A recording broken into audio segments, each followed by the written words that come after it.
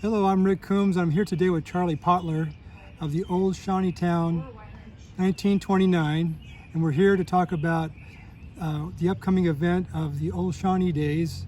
So, Charlie, can you tell me your background as how you've been related to this venue? Sure, Rick. I've been here 10 years as museum director of Shawnee Town 1929. So I've had the pleasure of working with the staff that had been here before I came, and I've had the pleasure of being able to hire many of our current staff. So we have really redeveloped the program over the last decade to serve our audiences, and we've retooled our education programs, our school programs, to make them more desirable for teachers. They meet current academic curriculum, and but yeah, our general everyday program is also what we've been reinventing. We have a virtual tour that people can go to if they can't come to Shawnee Town. Maybe you live in Korea, maybe you're in the armed forces and you live somewhere else, so they can explore our museum in every aspect in 360 degrees going through. But yeah, I'm in charge of the general operations and budget and public programming. So you were telling me earlier that this town recreates Shawnee in its heyday. Is that correct? Yeah, before World War II, and World War II was kind of that changing agent that absolutely, it was the paradigm shifter. And so World War II came in, and then that started the suburbanization of the United States, and a lot of people started working in the urban centers and living outside the urban centers. So Kansas City, Missouri, of course, is what I'm talking about. But before World War II, this was a large, what's called a truck farming area. And truck farms are these small farms of 5 to 40 acres where farmers would either specialize on a crop or two, or they would be a general vegetable farmer, and they would grow their vegetables here on their farm and then truck it literally into Kansas City, Missouri, and sell it at the city market. And that is something that happened several generations, really, from just after the Civil War. It hit its peak around the 19-teens, 20s, 30s, which is the area that we interpret, and it really ends with the 1950s. After World War II, people were just making their money doing other things.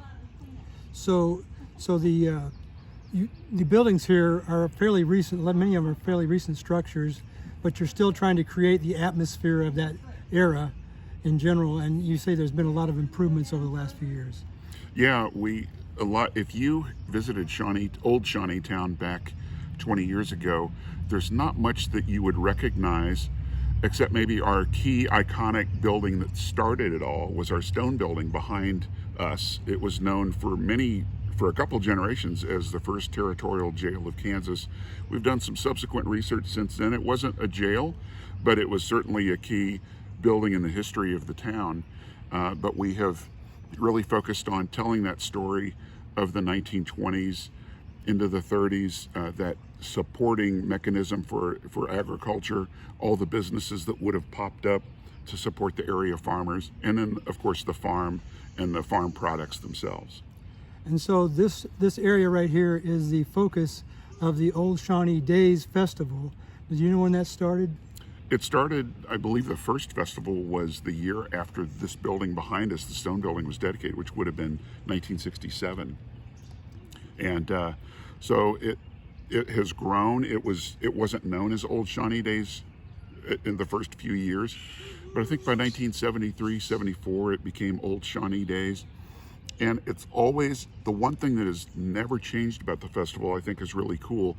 It's just a safe gathering place for families, groups, old friends to gather for a weekend and just have fun together and do things that are, pretty wholesome activities. Celebrate over food, celebrate over entertainment, music, such as yourself, magic tricks, children's activities, and now historical activities up at the farmstead that we offer. So it's just a great place for people to come together and enjoy each other's company. So the festival starts on June 2nd this year. Yes. And goes through Sunday? Through the 5th. Through the 5th. Yeah. And they have music each night, and they're starting Friday night is when everything really kicks in. Is that right? Right. That's when the fair opens to the public. I hear there's this really cool band though Thursday night playing behind on the main stage. Yes, So yes. I've heard a rumor, you know. Well, I appreciate that. Well, we're very thrilled to be able to be a part of it.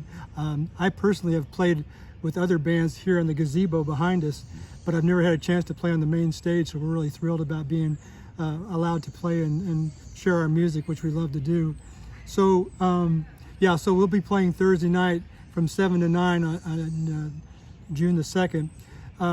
So what kind of activities, in general, kind of activities can people expect during the festival? So there's a wide variety of things to do. We have the fair out in the parking lot of Town Hall. So it's a carnival type fair.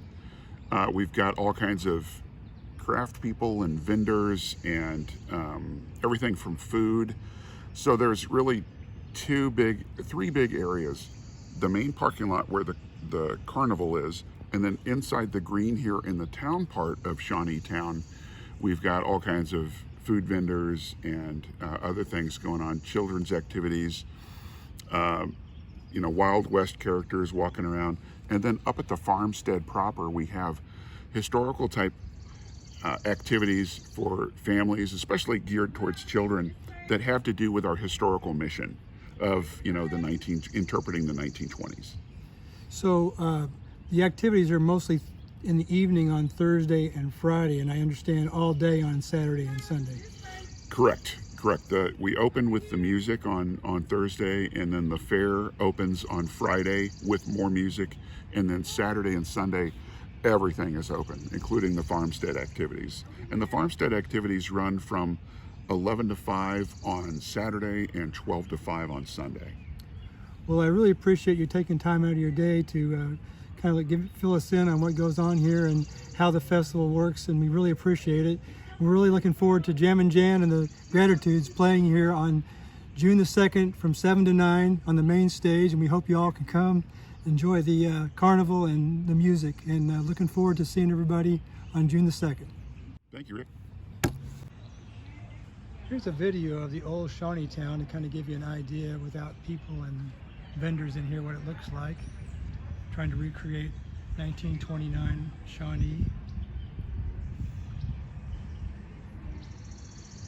There's an old school.